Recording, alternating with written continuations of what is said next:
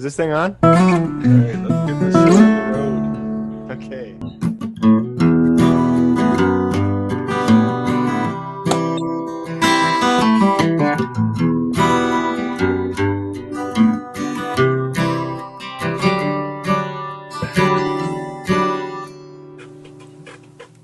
Hey, everybody. Welcome to the Coffee and Carving Show. Episode number 87? 89. 89. Very close. All right, Yes. back How you again. doing? So, what's up? A lot. A lot is up. Good, Yeah. good. Talk to me. Well, we haven't talked all week. So I this know. will be a real catch-up. Yeah, there's a lot to catch up on. So, All right, well, how you been doing? What's been going on in your world? I've been working a lot. I haven't got a lot done. Mm. That aside, that's not true. I last week, I guess we talked about, I made a video on the Santa moons. Yeah, I saw that. That was cool. So that was fun. Got Yep. that put out. People seem to like it. And I also it's a 2 video week because I did on tools explaining the gouges and V tools. Right. So two videos. Hmm. And then I was burnt out on videos, so I grabbed a stick and I started playing with the stick of Aspen, Uh-huh. which I had a lot of fun with. No video, no camera, Right. just playing with Aspen. That's fun. Santa Put it in more. Oh, yeah, there it is. Oh, that's so good. Look at the character in that Santa. Go to the Santa. I love that you took the hat and turned it on the side there. Yeah, and I've never Look at done the this detail before, but I on gave the him beard. gave him hair coming out from under the hat, which I normally wouldn't do. You know? Yeah. We So- should do this for a thumbnail. Ready? Hold yours up. Oh, I there like you it. go. There's your thumbnail. I'll try to get it. But I like the little gnome. I for some reason he's a mischievous little fella. Yeah, he's got. Oh, look at his teeth. Yeah. He's fun, Doug. He's a He's fun. And your eyes. Those are realism. This is so fun because I always thought I had to paint the eyes Right. to get a decent eye. Right. And it's kind of a take off of Harley Refsall in the flat plane world. He always did a little triangle eye and would take out one side. To explain that. Okay, flat plane carving, very minimalist carving. Right. So normally a lot of guys just leave like a flat spot where you put a swipe of white paint and put an eyeball on it. They don't even carve the eyes in. But Right. Harley Refsall has a triangle eye. So that's like the eyelid is a triangle? The eye is a triangle shape, Mm-hmm. and then he would cut one side out like that. Ah, See, those are holes. They're I triangle like cut. that a lot. And so I just did that to these eyes, and yeah, I'm really happy with how they turned out. That is so good. The complement of the mouth, the depth under the mouth or in the mouth, really, Yeah. it balances the whole thing out. I actually never noticed that. I always 3 get points of scared. depth. I always get scared with the mouth because I keep going a little bit deeper, trying to gain more shadow. And Yeah. then if you ever found yourself like knife locked, like Yep. you've got 2 cuts, but you can't get that chip out, Yep. and then you got to get little pokers and sticks and and it's never smooth. But that one, yeah, that's got a good shadow on it. But How then did you do that then without that problem? just trying to get the angles under and over and. Yep. And then I did a snowman. Oh, But- he's good. But what I like about him is that I turned his head, but I'm kind of happy. I saw there's a crack on him. Yeah. I've never had a crack in Aspen before, but I saw that right when I started carving. So I think this was the base of the tree. And when I cut it, I think I just kind of popped it open and I cut Right. too close, trying to save too much. But I'm happy in a way Yep. because this will be my first test to see what happens because these are very heavy. This is very green.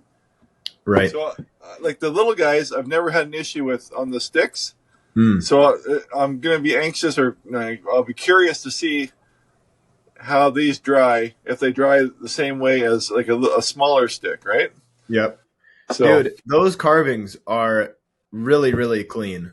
Really, that I can only put myself in your shoes right now because I know how much fun I had making this little Santa carving, yeah, and the amount of fun that I know that you had making that snowman. I'm telling When you you, were done, the feeling when you were done, I was. you did a You ever lap around the basement, didn't you? have you no? But have you ever made something You wanted and, to. and then have you ever made something and then gone into the house and then an hour later you just want to go back and look at it? Yep. That's what these guys Yeah. were for me. I just felt so great, and again, a break from the YouTube after editing and making these Yeah. videos for everybody else. Right. It's nice to do something for yourself, right? Absolutely. Yeah. So, yeah. So That's great. that was big fun for me, Yeah. and That's great. working with that greenwood. It's I'm telling important to you do that that. You Aspen. know, it's important to. I was listening to a I don't quote know, from or a video not from as David easy as Bowie curve. today, and he was saying that it's important that you do things for yourself. That when you make art, that you're not making it for the gallery. In other words, your audience. That you're making it for yourself. And We just had an overlap. I didn't catch the beginning of what you were saying there. oh, okay, yeah, the internet. All he was saying is this is from David Bowie saying that it's Oh, okay. important that artists make art for themselves and not just for the gallery, right? And Hmm. while, I don't know if I fully agree with that, I know there's some serious truth to that you have to at least have some of your work be for yourself. That, the same inspiration that brought you to carving is the inspiration that can drive you to make new innovations in your work. And as long as you're enjoying yourself, you'll continue to try new things. And in addition to that, he said, you always have to be in deep enough water to where your feet don't quite touch the ground. And I love that idea. I love Yeah. that idea. Well, my videos, like Santa's in the past videos, have been like this, Yeah. like That's so super great. Yeah. super simple. Yep. And I mean, I could do a video with that, Hmm. but it would be like that's not a 45-minute project. That's a 2-hour project. That's a 2-hour project, probably. Yeah. Yep. So it's just nice to do it for yourself and spend It the is. extra time. Yep. Look at it, take your time. You don't have to just keep on you know worrying about the video or whatever. It's just nice to play. Right. So anyway, that was big fun, and Good for you. yeah, I really had fun. That's awesome. Otherwise, just thinking about the next prototype, Yeah. I probably need to do something back in the 1x1 series. Yep. So, and this is what I like. I don't mind this back and forth either. Right. My wife always says that I can't be put in a box and be told to do one thing only, Hmm. and it's true. So Hmm. I like jumping, like we talked about a couple weeks ago. As long as I stay in the wood carving genre and don't start playing with RC cars or something, it's okay to have jump around from bark to 1x1 to sticks or whatever. So, Right. Yeah. I get that. and one more thing I'm going to say, Yeah. because Please. I know you've said this before and I never believed you, Yeah. but when I started carving, I started really paying attention to what tools I actually used, Yep. and then other tools that I have that I haven't had to use, just picking them up to see what I can do with them or if they're worth having. Hmm. Once again, I never used the skew knife Yeah. for the first 8 years. Right. And then I used it here and there and thought, oh, it's just, using it the wrong way or for the wrong purposes or whatever, or saying, Yeah. "Oh, I can do that better with a knife." And now, especially on that kind of carving, Hmm. I love that little skew. Yeah. It's so nice that I never gave it the value I should have in the past. But what a Yeah. handy little tool. True. Yeah. The knife.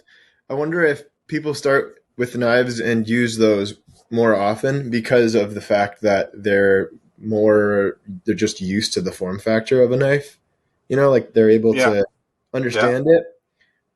Whereas a chisel is something that you become accustomed to using. The more you use a gouge, the more you kind of leap to the thought yeah. of, wait, why not use a skew? Well, in this case too, since I cut all my handles down, Yeah. I'm choking up on it and using it. I can Yep. almost use it like more like a pencil too. You know what I mean? Yep. Like it Yep. seems like Totally. it just became more handy. You Yep. know? So Totally. not that I recommend people cutting your tools down. I have I have to keep saying that. Don't Right. buy medium sized tools to cut down. Don't do it. Yep. But I had them. It took me 10 years to know what I really liked. Hmm. The end. Don't try and copy and think it makes a difference. That just Yeah. works for me. So Yeah. I mean, the whole point of it is to make yourself, get yourself in a position where you feel comfortable with your tools. yeah, yeah, and Um, that's why again I was saying I was using that's the one. different tools that I may not have used just to see what I really want and just have a smaller tool set. So Yep. Yep. yeah, Exactly. So, yeah. So what's going on in your world? so a lot. The deer has been, I've had just a couple of days to spare this week to work on it, maybe 3 days, 2 days, but it's finally starting to take shape. And it's funny because I've got an image that the guy gave me. He gave me a big mount. He gave me this mount, and he told me that I can use it as a reference guide, but that the deer that he wanted me to model it after is actually bigger. He said, "Don't freak out about it. You don't have to make it look like the bigger one. You can just make the nose a little bit longer, give it more of an arch." Because for those of you that don't know, Doug, you know this, but old buck, I didn't know until recently, have these big, long Roman noses, the real old ones, which means that they have almost a bump on their face. And it's a little different. It almost makes them look more like a cow than a deer.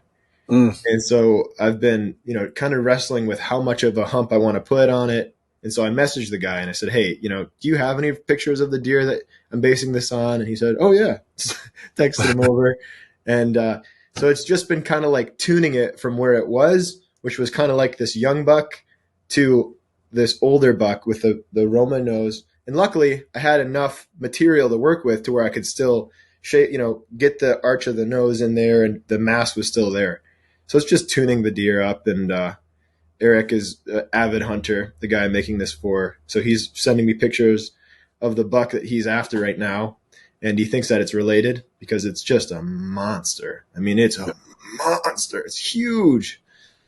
And so He it's can got have me it. wanting to hunt. What's that? It almost, not quite, but almost motivates me to get out there and hunt. Well, not to turn off our viewers that are not into hunting, but you couldn't pay me to get a big trophy buck now. Oh yeah. I remember I got one maybe 6 or 7 years ago. Big, Mhm. beautiful buck. I got the rack on the wall over there. But anyway, I chewed on that thing for a year. It was horrible. Yeah. Big old Right. tough buck. But speaking of deer, funny coincidence. Not Mhm. funny at all. It's kind of sad. But we've been watching a 9-point deer in the bush on Mhm. trail cameras, and he's got like an atypical rack on him, and we basically almost have him named because we see him so much on the camera. Anyway, he got hit by a car last night That sucks. out on the highway. I saw it, so That's a huge bummer. yeah. But luckily, someone My, took it home my for me. wife's friend got hit by a deer. No, sorry, I was driving. I just ruined the story. Wow. He was driving in his car, and the buck's antler went through the windshield glass, and the glass busted his face up. Yeah, yeah, Yeah. yeah. There's We hit this a deer. We hit a deer 2 days ago. really. took out the headlight, the fender, the bumper of my wife's car. I hit it on the way home from a cookie run. Had to be that. A cookie run.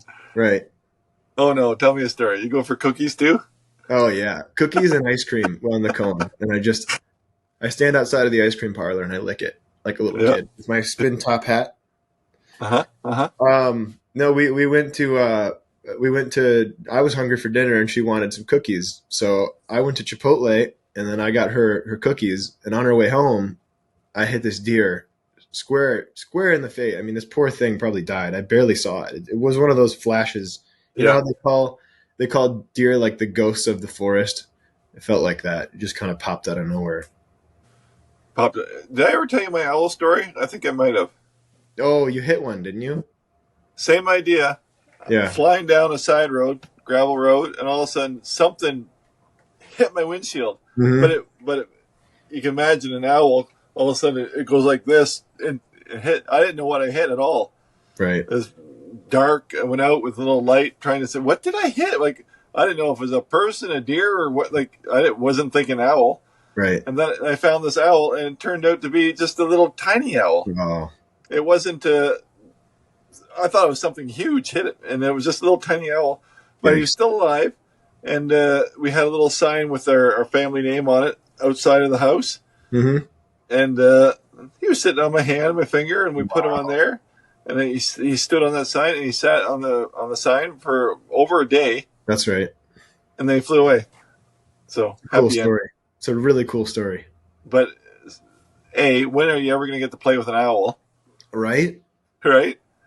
And that must have been the coolest. I'd love to handle an owl.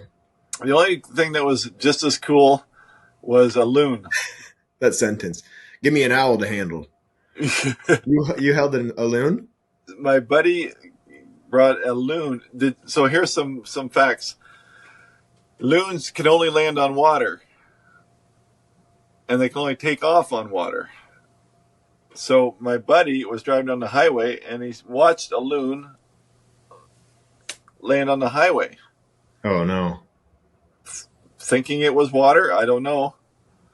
So he went out there and grabbed his jacket and wrapped it up, brought it over, and then put it in the pond so it could take off again, because it was just couldn't take off from the asphalt. Mm-hmm. So right. That's pretty cool too.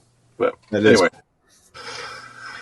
yes. Yeah, so anyway, so finally getting the deer to a good place. The sign is speaking of old projects. The sign is done. It's been clear coated, and I wanted to say something about the wood finish I used. I'm very, very happy with it. Very, very happy with it. It's Epiphanes, Epifanes, and it's a spar urethane. It's typically used in like outdoor applications or marine applications. Yeah, wooden boats. And the matte finish looks so good. It's a perfect balance. It's not fully matte. It's actually not totally genuine. It's more of a satin than a matte, but it's the right amount of shine, and it makes it look almost like polished leather. It's the perfect color for wood or reflectivity. How many coats? 3. 3 coats. Yep. Was it thick enough? Did you see that it built upon each other, or did it all kind of blend or soak in? The first 2 coats penetrate, and the final coat stayed on top.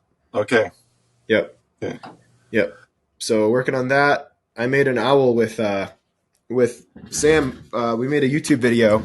Actually, since Sam has been working for me, I'm kind of he's been sitting in the shop, and I've been kind of showing him how I edit videos, and it's been a really helpful experience because we've been kind of like bouncing ideas off of each other. And so this is the next YouTube video I have coming out, carving a barn owl in cottonwood bark. So nice. So it's like a 6-minute video. It's not instructional. There might be some elements of instruction to it, but just kind of walking people through the process. That's a nice wide piece of bark. Yeah, it was. It's a great piece of bark. And then I've just been I've been carving a lot of getting things together for the original carving release. I've done a couple of these kind of thin guys. Yeah, explain to me what you call the inspiration. Yeah, so they're really good. They're like stylized people. This one's closer to done, obviously, than this one, but you get the idea. Yeah, yeah. Um, they're really they're kind of they're more of a stylized piece than the kind of surreal piece than I talk about Giacometti, who is this probably one of the foremost sculptors of the 20th century, who really came up with these really surreal kind of abstract looking characters, really long, sinewy, thin, wiry looking people. But before he got to that point, he was a fine art sculptor. I mean, he did these portraits that were totally realistic of his brother. I mean, he lived in his studio. I mean, and he just did he sculpted his brother over and over and over again. And he got so good at it that it seems as though he almost got bored. Yeah. And so you notice that things got narrower and narrower and narrower. And I had a commission. I had more of a collaboration. It was not a commission; it was a collaboration with my buddy Dave Branch, who makes these amazing, massive chairs out of a single log, right? And they're ergonomic. You sit in them, and they're just like it's like how can a walnut chair be like almost feel like a couch? But he sits there for hours and he'll make them as ergonomic as possible. He'll sit in it. He'll get up. He'll mark it with a pencil. Sit in it again. Okay, there's a point here. A point. I mean, down to a science. And so this guy and I were working on a chair out of this giant oak log, and he wanted me to carve some faces and the handles the arms. And the design that he sent me was really weird, and I actually didn't like it at first. It was like almost looked like a woman's face, but it came to such a point. It was so kind of narrow and thin. It was almost like weird looking. And he's like, "Can you do something like that?" I'm like, I can try. I did it, and I just was so giddy. It took me a day to carve it into this white oak log, or red oak log. And it was just very satisfying. I loved the look of it. I just thought it was just a really fun change of pace and a really neat kind of style. Like the combination of the realism with the kind of squashed look, it just made me excited. And so I carried that over to some bark carvings. Maybe did one, and then a few weeks later did another one. And before you know it, I'm just I'm taking scrap pieces of wood. So this kind of started with a piece of bark that I had planned to throw away. It was kind of like a bad wood spirit or green man I had started. And I thought, I don't know, why not just see what I can do with the scraps? So both of these were long, thin pieces that were broken off of a full-size carving. Yeah. And it's kind of a good way of recycling pieces of material, too, that are almost too thin for other things. And but they're kind of inspired by Giacometti's early work when he went from realism to that thinner, more stylized face. Yeah. And so I've just been getting some of these prepared for the original carving release that's happening this coming the first Friday of December. So Christmas presents for people, mostly what these are going to be bought for, I'm sure. Yeah. But no, those are super cool. Those would be good projects for the bark I have here. I've got so much skinny long bark. Right? Yeah. And it's just so much fun. It's funny that this guy went from realism and he went skinny. But you ever see the old folk art livestock animal pictures? Mm-mm. Well, the old folk art pictures of livestock were always like oversized, like the cow was like super fat, or the pig was really big, or they stretch them longer and bigger, and they just make them look ridiculously large. Right. The other way. Yeah. Right. Yeah. Yeah. Yeah. So it's kind of it is almost like a folk art or something, I guess. So the other thing, so this is a lesser extent, right? This is not quite as much, but it's still really stretched, thin. Yeah. That's a sweet spot. I like that. I like that, but I just kept playing with it thinner and thinner. About 12 inches tall, eh? Yeah, about a foot tall. Yeah. Yeah. Nice. A little bit less than that. And then, a little green man, just a little quick green man, a couple hours, and then just carving little things. I've got I think I have something else back here. Yeah, from little scraps that I've got laying around, and I've just been having so much fun with these like weird looking, kind of fun little creatures. And the weather wants you to be carving inside. Oh, it's perfect. Yeah. This what a gross day today. Oh yeah. It still hasn't hardly even got bright here today. It's just been Yeah. rain all day. This, Well, I have this commission project to do for this guy. It's a bust of White Cloud. It's like a life size bust, with this, from the shoulders up. yeah. It's a big cedar bust, and he, is supposed to. I have to have it done by next week or 9 days from now, 8 days from now. And so I was planning on working on it today. I had started it yesterday, and I was actually really happy when I woke up that it was raining because it's like, yeah, I get to go inside and carve, You play. Yeah. So, yeah, that's been what I've been doing. Today I was also redoing a Mary and Joseph carving. I had been commissioned a long time ago to redo these Mary and Joseph carvings, and she was kind of like not in a big rush just by Christmas. So today I'm working in the shop. I'm like, oh, I can't wait to do some Christmas whittles, for YouTube. And then I'm thinking, because it's that time of year. It's that time of year. Oh no, it's that time of year. I got Mary and Joseph up there sitting there with these ugly faces that somebody carved. No offense to whoever carved them, but she didn't like them either. And so I went and I carved new faces into them, and they a staff for Joseph. They're up. I mean, they're up here. I basically left the proportions that they had, which is kind of wonky, almost like the elongated faces, and I just cleaned them up a little bit. So gave them some Okay. and so gave him a staff, and that was fun. So That's fun to redo something like that. Sarah Barraclaw on Instagram, you know her? Mm-hmm.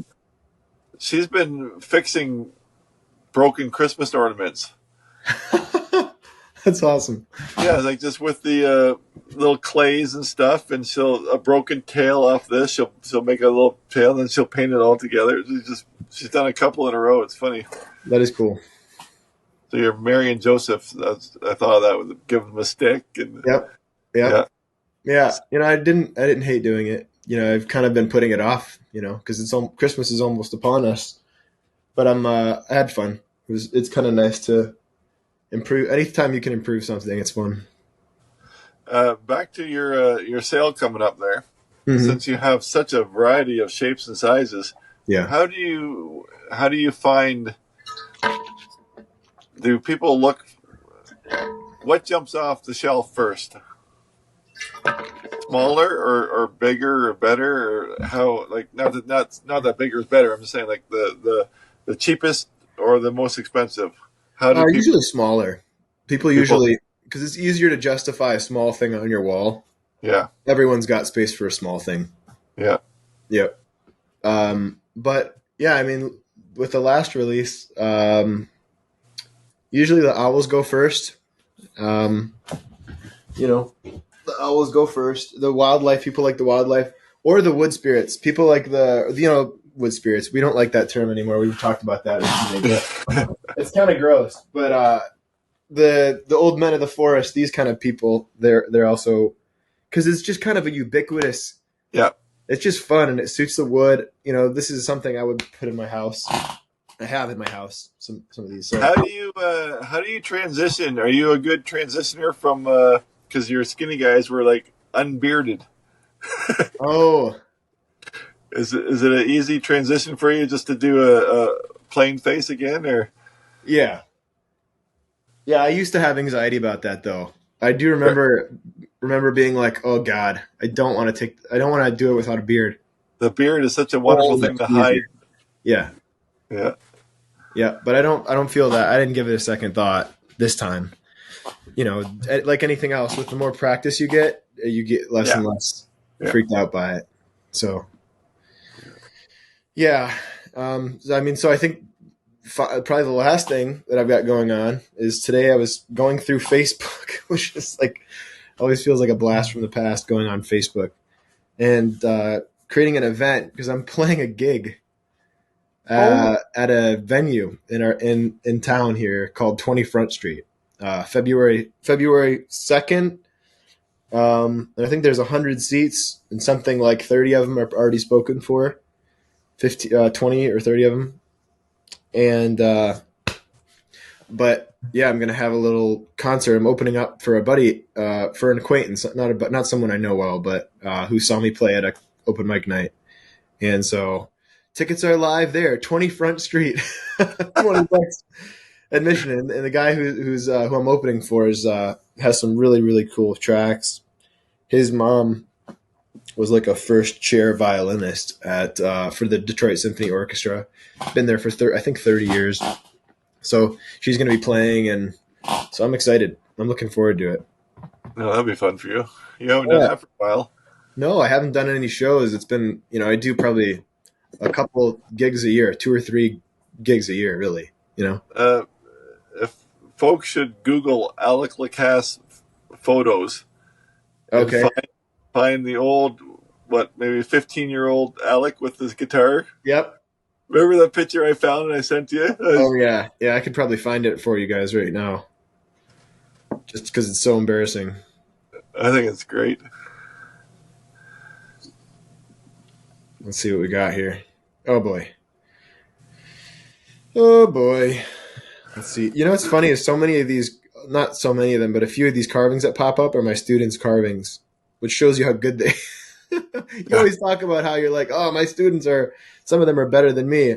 No, some of them, a lot of them just take off. And Oh yeah, I know. It's the same thing here. Like all these people that are showing up, like, no, I didn't do that. That's really good though. Like, that's super nice. I don't know. It's not coming up, but anyway, it's a great pick. oh boy, let's see what we got here. Yeah, I could look for this for a long time. Let's a stroll down. Wow, it's a stroll down memory lane. Well, let's just take a minute and I'll pretend we're looking at pictures with Alec. Yeah, there's just so many pictures here. Uh, It brings me back to my childhood. Not yeah. Nope. Didn't see it. all right. Thankfully. Although no, I kinda want to see it. That's alright. Well, what if I put Alec Lacasse guitar? Keep carving, everybody. This is just background noise now. Yeah, hopefully people are carving this. Uh, Yeah, it's not coming up. well, while you're looking, I found another video with Codulo in it. Yeah. I talked to Another, him yesterday. did you? Yeah. I found another video, kind of repeating the same story, but postcards. I think it was or what do you call it? Like some cable postcards show. What do you call your public TV? Public TV? No. PBS. PBS? Okay, there you go. Yep. Yeah. So. Yep. He's a funny dude. He's so peculiar. He's been working on this house. Every time it feels like for the last year, every time I talk to him, he's building this shed, and he calls it a squirrel house. And I'm like, what is this guy obsessed with squirrels? I mean, is he like Doug Linker Part 2 or what? And so, or version 2.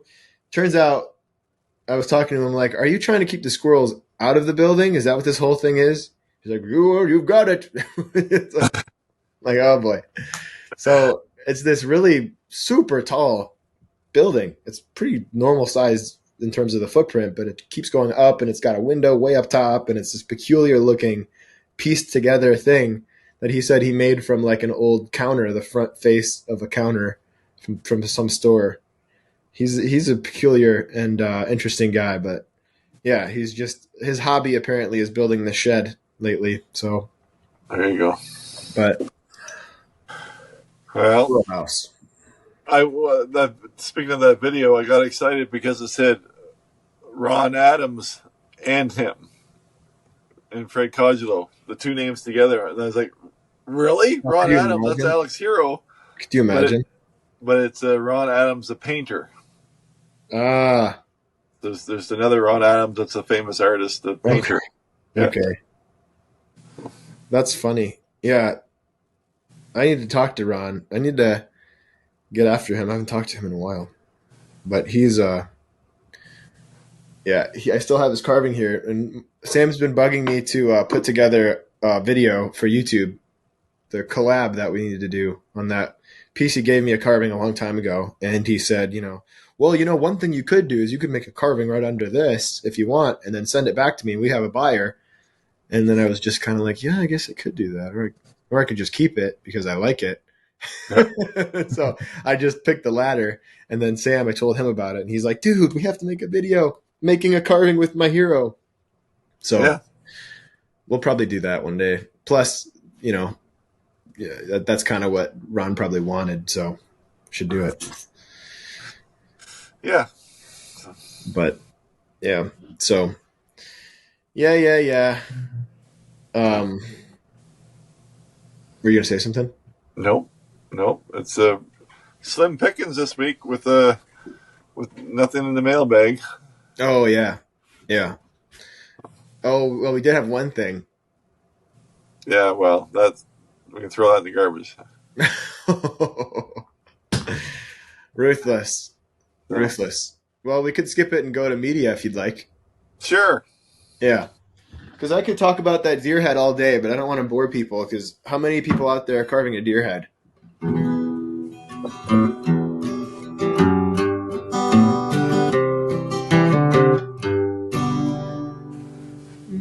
Mailbag.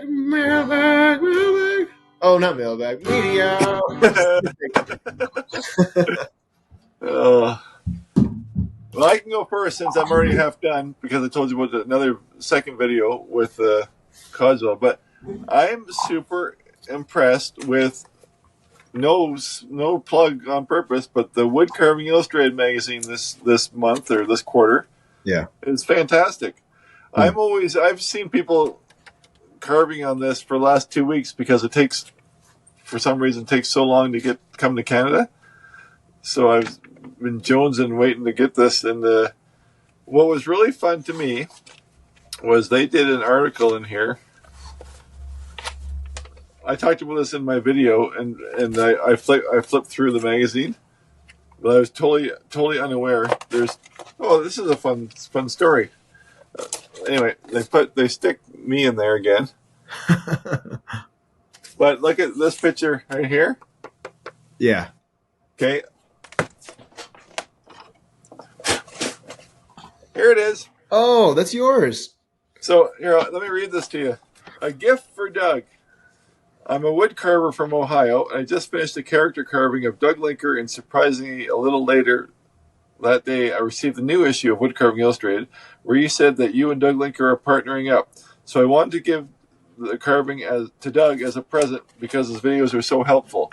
So through Wood Carving Illustrated, they sent me that carving. Oh, so somebody made that for you. Made that for me, sent it to Wood Carving Illustrated, who then had to mail it to me. So, but I never... Stan Bowen. So, Stan, if you ever see this... Oh, yeah, I know Stan. Do you? Yeah. Well, he's a big commenter on the channel and your channel and the Coffee and Carving Show. I'm not that familiar with the name. Yeah. Okay, well, anyway, big thanks to Stan, because it's pretty cool. That is cool. Cool. Nice surprise. Yes. That is very cool. The name's on the bottom. Look at that. I totally forgot the name of who sent it. Yeah. And I didn't look at the bottom of the canoe. You reminded me. I forgot to mention, do we have any coffee sponsors on there on your end? No, sir.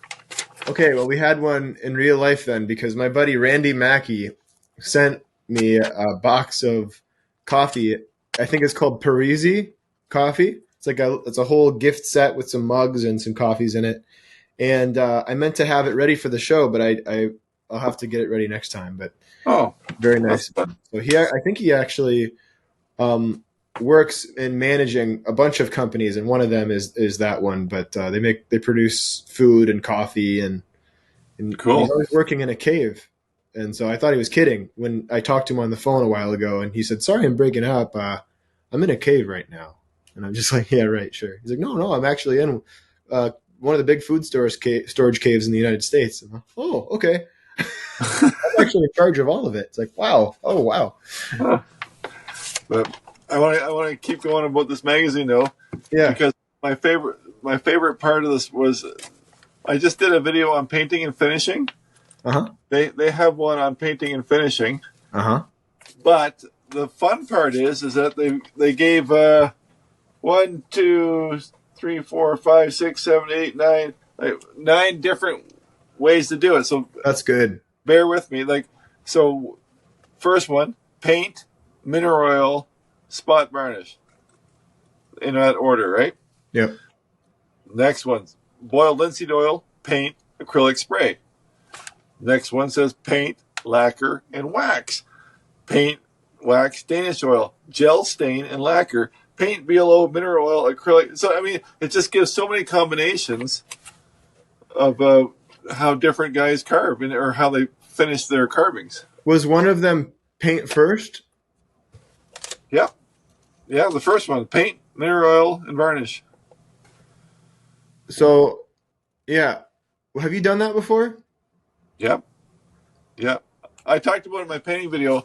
I don't do it as often. Normally, I put an oil on it immediately after I'm done carving. But if it's just something really plain, and I'll just wet the carving, and then just paint it. So does that keep That's a it Bruce from wicking through? Somewhat, not really. Yeah. It's not as good as the oil. I like the oil because it stops the wicking. Yeah, But that's like, what I was going to say. For folks out there who are trying to paint their raw carvings, it sometimes presents a challenge. I'm sure the wood is a big factor there because I've not done a ton of painting on carvings. But for instance, if you're doing a whittle, if it's dry, if it hasn't been sealed, the paint, especially if it's thinned, it'll pull through it way past the lines, the boundaries that you paint at. So, for instance, the white will go into the face, and that red will bleach into the hat. So, generally speaking, like Doug's saying, you want to clear coat it or seal it with oil or something first if you can. Yep, and also make sure that everything is cut. Mm-hmm. Like if you have an outline cut mm-hmm. where you break those fibers, it doesn't pull through as much. Yep. So you could, if you had a shirt, a simple shirt, you could just trace your knife around it, even if you're not taking wood out, just to create a break. But anyway, that's Bruce Ankeny. That's how he just sprays his carvings wet, and paints them right away. And that's a cool trick. I've never heard of the water. That's nice. I like that. Yeah. Yeah. So because otherwise, I've learned every year. I learned something different because when I started, I always say I used to carve the carving, slap on solid color paint, and then I would just take some antiquing and rub it all over and just make everything look dirty and filthy and gross. Not knowing that I should have sealed it before I antiqued it, and so that it would actually rub off again, and so many different things. So I do such a different way of doing it now. But even now, I'm like, well, maybe who knows? One of these 10 might be better. I don't know. I haven't tried them. So anyway, that's fun. And speaking of Bruce Ankeny, he's got 2 different projects in this magazine, including the cover Santa. He's a master. Bruce is a master of carving, whittling. And I love his stuff because he's so good that he looks like he doesn't care. Like it's fun. Like, I'm saying it wrong. I know what you mean. Everything is very playful. And his his carvings all have characters, and when he's carving, he's talking his way through, and he makes it look very easy. Makes it look easy. Yeah. He definitely does. Yeah. Yeah.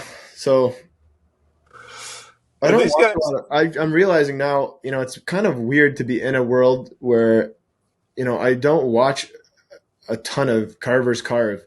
It's always kind of a bummer to me when I hear a musician talk and then they are asked what they listen to, and then, some of them are like, I don't really listen to a lot. And I think maybe there are phases that we all go through where sometimes we make a lot more, and then other times we consume a lot more. Yeah. Yeah. Because I've been in phases where I really enjoy watching other carvers carve, but There's a yeah, couple I don't do it carvers. often. There's a couple carvers that I want to go and take a class for a few Oh, days, yeah, just to sit at a table with yeah, someone. Because to this day, I've still never carved with anybody wow, other than you. Well, we've carved side by side, right? right, On a bark carving or right, something. But I mean, otherwise, I don't know that I've ever sat. No, I haven't ever right. Wow, carved with anybody ever. yeah, yeah. I don't even know if I've watched anybody carve Mm-hmm. in person. You know what I mean? Yep, yep. So it'd be interesting to see what bad habits I taught myself compared to Right. somebody else. Well, the reality is they're not bad habits. They're No, just the things that work for you. There's no yeah, rules about it. yeah, I So understand, but yeah, but some people don't. Some people think that you have to know how to do everything the right way, and you can find your way. Just you have to learn. You have to let's be clear. Both of us know this. You have to learn the rules before you can break them. So there are some rules of carving that you have to yeah, understand. There yeah, are rules of proportion and symmetry that you have to understand before you approach a face or carve a face or a portrait or a bust or anything like that. But beyond that, once you learn those basic rules, you don't have to abide no, by anybody's idea. no. And but speaking of watching guys carve, though, I say I haven't watched them in person, but I still watch like guys like Kevin Coates. Yep. I just love watching him carve. Yep. Like this is why I love silent videos so much. Everybody hate when I do a silent video. Everyone's like, "Miss you talking. I wish you'd talk." But I love silent videos just to sit back and relax and watch something come to life. I My don't know. favorite of your videos are the silent ones when you don't talk in them. I bet. Yeah, Uh, it's just relaxing. oh, I was gonna say because it's Yeah. me. Oh no, no.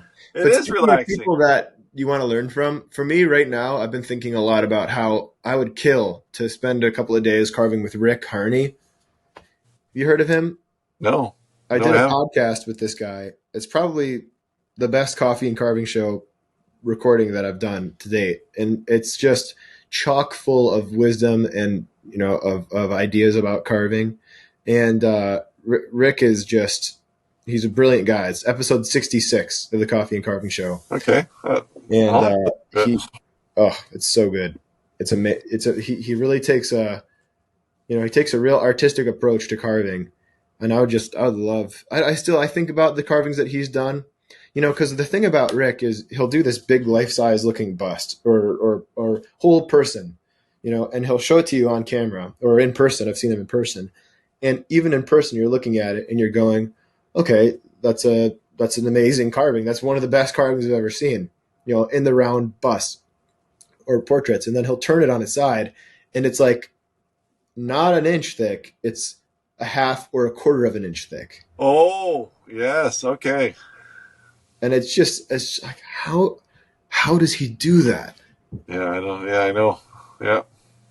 So anyway, he's one of my favorites. One of my favorite episodes is number 66 for sure. So That style of carving is so strange to me. yeah, I I think I showed you before, but I have this a Chinese, just a fan, and it has the relief carving in it, and that fan can't be more than 3/16 quarter-inch thick, but it has a whole like it looks like a bamboo structure, like with the depth mm-hmm. that's only just a whisker thin. Like it's Yeah, yeah, it's amazing. I love that. I love when people can convey a lot in just a little bit of information with just a little bit of depth. It's cool. Well, and I Oh, know that here it is right now. Part of it was playing here. Now it's a commercial. Great. I had it pulled up so I could describe it, but here's an example of one of them that he did. Now, this is paper thin. really, I mean, it's just paper thin. That's crazy. So maybe he'll turn it on the side at some point. Go ahead. No, I was. That's just so cool. Oh, here it is. Here it is. Okay, this is great. Is he going to turn it? Oh, it's amazing. Look at this. Well, but we should have started a reaction channel. Yeah, hold on. Let me put the brightness up so that people can actually see it.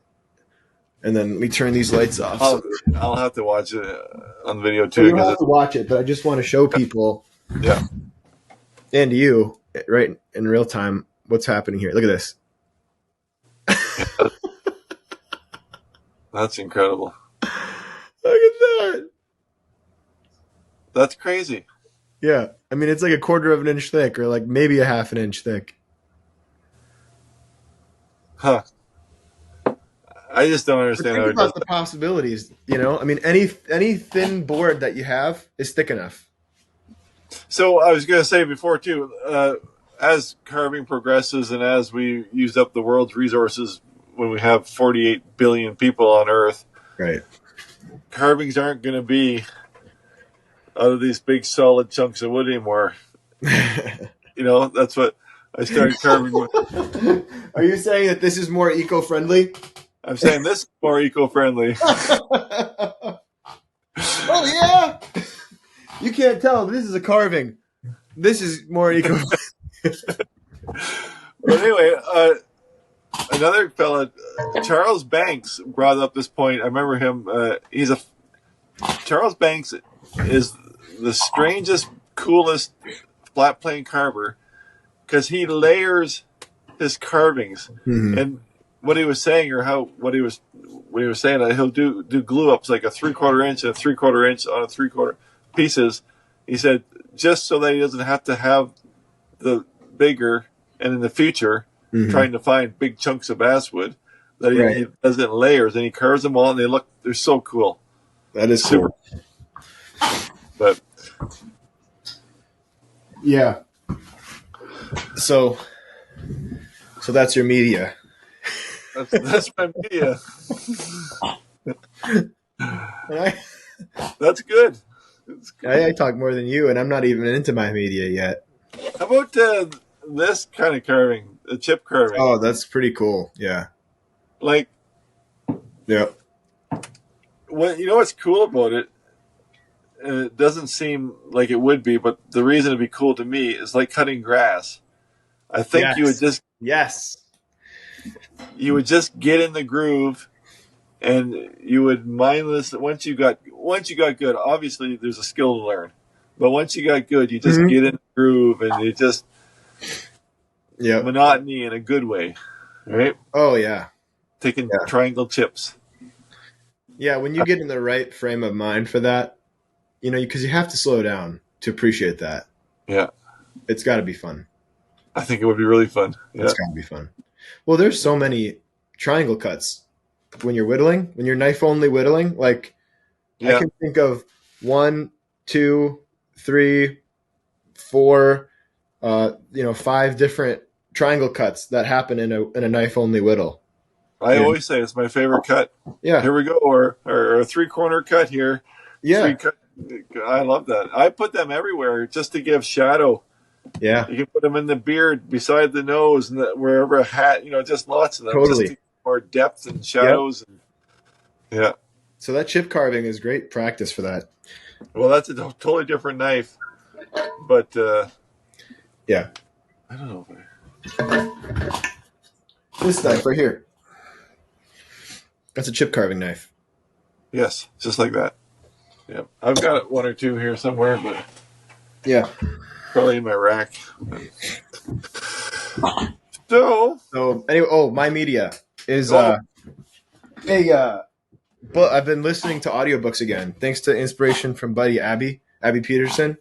Mm-hmm. He's been telling me about 2 books, The Magic of Thinking Big, which I can't recommend enough. There are some kitschy parts to it, or like kind of corny parts in a way, because some of it's kind of obvious, but the way it's laid out, the presentation of it, the whole theme of it is that we limit ourselves in the way that we think about ourselves while we're working. it's just a little bit of an ode to your internal thoughts when you're working, and it's literally changed my work life. I mean, it just completely the way that I talk to myself now when I'm carving is very intentional. And in the past, it hasn't been. I don't really, feel the need to direct it most of the time because it's just kind of I'm focused on the thing. But sometimes when I come back, I mean the way that I've talked to myself in the past is not very nice, right? So it's just Yeah. I'm pretty hard on myself. Have you ever looked into birth orders? Yeah, yeah. And our, Kevin Lehman is the pioneer of the birth order. well, I'm the baby, and you're Yeah, the baby, right. and we're probably.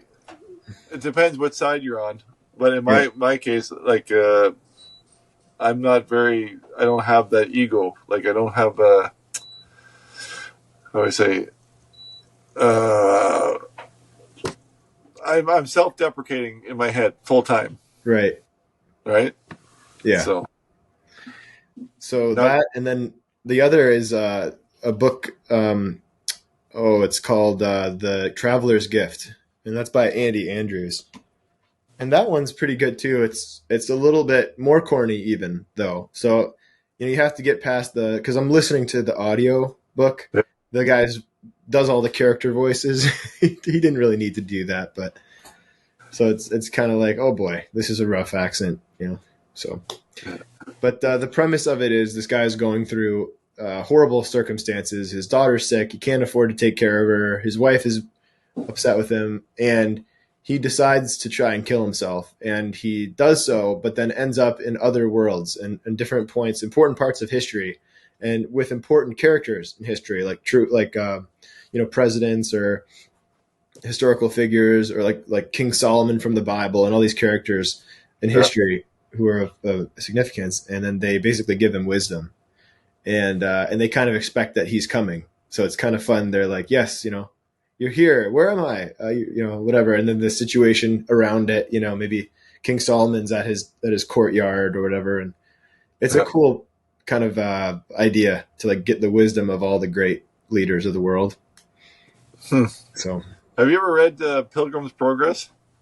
oh yeah, when I was, I barely remember that, but yeah, I was just thinking of the adventure of the yeah, death, but yeah, when I was in high school, yeah. well, So that's fun. Well, I think that just about wraps it up. yeah, we're at the hour mark. I think we did well. But if you guys do have any questions, comments, show suggestions, you can email us at coffeeandcarving@gmail.com. And yeah, we read anything. Even when there's nothing there, we look.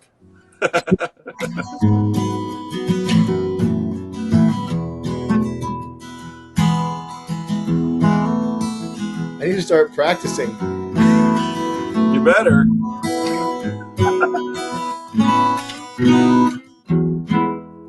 Take your vitamins, folks.